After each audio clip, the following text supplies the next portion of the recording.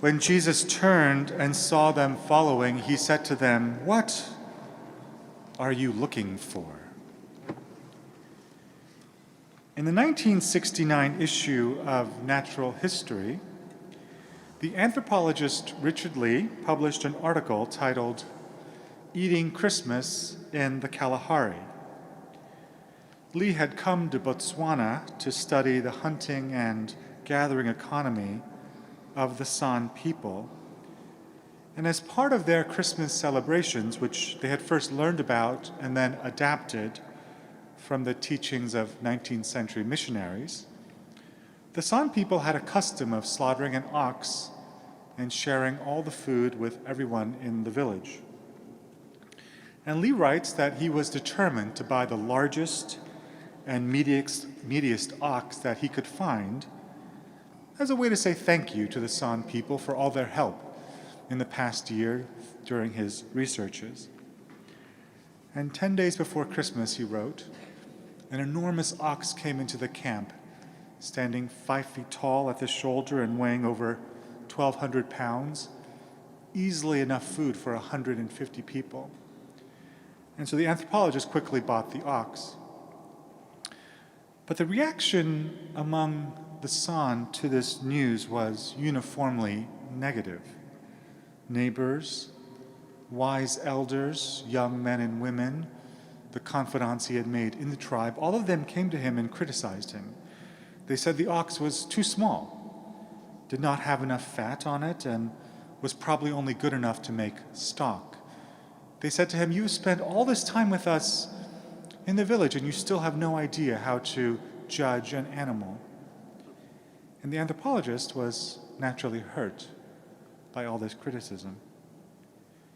And it was only after the Christmas feast, when there was plenty of delicious fatty meat to go around, and that Lee realized the tribe had been putting him on.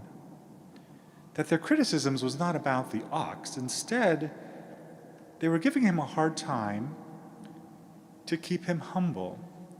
And in exasperation, Lee confronted one of his most closest friends in the tribe, a man named Tomadzo.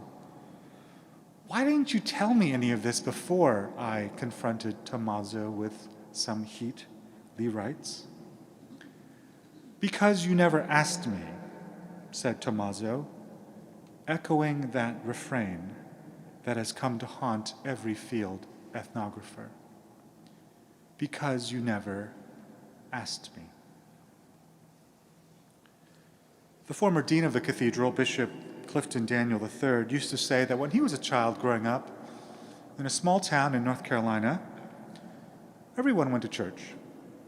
There were different churches, of course, Baptist, Methodist, Episcopal, but everyone went to church.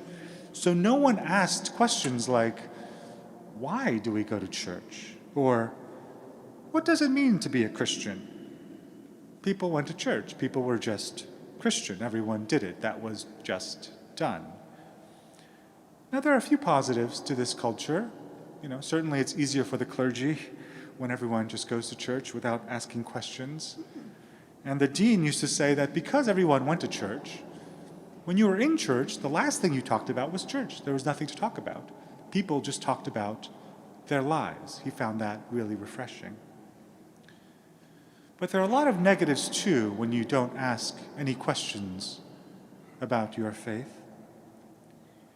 In his letter from a Birmingham jail, Martin Luther King asks some very pointed questions of those of us who would follow Jesus. He writes, "I have traveled the length and breadth of Mississippi, Alabama, all those southern states. On sweltering summer days and crisp autumn mornings, I have looked at her beautiful churches with their lofty spires pointing heavenward. I have beheld the impressive outlay of her massive religious education buildings. Over and over again, I have found myself asking, what kind of people worship here? Who is their God?" Sitting here in our beautiful cathedral, the seat of the Episcopal Bishop of New York, it is hard not to feel the force of Dr. King's pointed questions. Recall that he wrote this letter in response to a public statement issued by 8 very respectable Alabama clergymen. And in that public statement, these 8 respectable clergymen told Dr. King that they thought his demonstrations were, quote, unwise and untimely. The very first signature on that statement, the Episcopal Bishop of Alabama. A few names down, the Bishop Coadjutor, Episcopal Diocese of Alabama. The very first words that Jesus speaks in the Gospel of John are a question. In today's reading, Jesus notices that 2 of John the Baptist's disciples have started to follow him. And he turns and asks them, "What are you looking for?" Which might be better translated, "What do you seek?" Jesus wants to know, what were those early disciples seeking when they decided to follow him? And we can pose the same question to all of us today, in this room and watching online. It's not the culture today that we have to come to church without questions. So when we come to the cathedral on Sunday morning, what are we seeking? Let's start with what we won't find here. We won't find easy answers. A priest I know told me that when he was in college, he started going to an Episcopal church because he wanted to get some answers to some of his deepest questions. And he didn't find at all what he was seeking. Instead, he told me, he began to question deeply some of the received answers that he had received growing up. And so we can say that following Jesus does not mean getting answers. It means giving up easy answers. It means confronting a complex world. Something else we don't find, special privileges. Sometimes people ask me, what do I get if I join the Congregation of St. Saviour here at the Cathedral of St. John the Divine? So much of our life is mediated by a commercial, transactional sensibility. So I understand where the question is coming from. I give you something, you give me something in return. Following Jesus, however, does not follow the logic of the marketplace.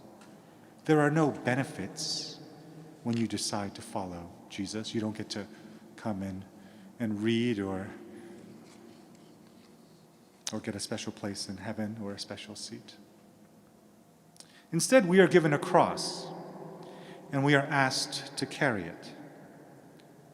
Jesus calls us to live a cross-shaped life, a life of self-sacrificing love.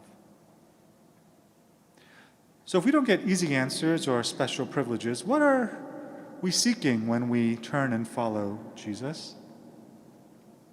Let's look at how the disciples answer Jesus. They answer him with a question of their own. Where are you staying? And on one level, it's a very prosaic question. It's, where are you sleeping tonight, Jesus? Where are you lodging? But there is a deeper theological meaning to this question. This verb can also be translated not just stay, but abide, dwell. And the disciples are asking Jesus, where are you staying? Because they want to be there too. They want to dwell. They want to abide with Jesus. That is their deepest desire. And so for those of us today who wish, like those early disciples, to abide with Jesus, Dr. King reminds us where we can find him as he closes his letter from a Birmingham jail. He writes, "There was a time when the church was very powerful. It was during that period when the early Christians rejoiced when they were deemed worthy to suffer for what they had believed. In those days, the church was not merely a thermometer that recorded the ideas and principles of popular opinion. It was a thermostat that transformed the mores of society."